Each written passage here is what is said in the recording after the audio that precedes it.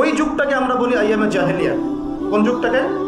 যে যুগে শিরক ছিল, যে যুগে সুদ ছিল, যে যুগে মাদক ছিল, যে যুগে নারীর অবমাননা ছিল এবং গোত্রীয় হানাহানি ছিল।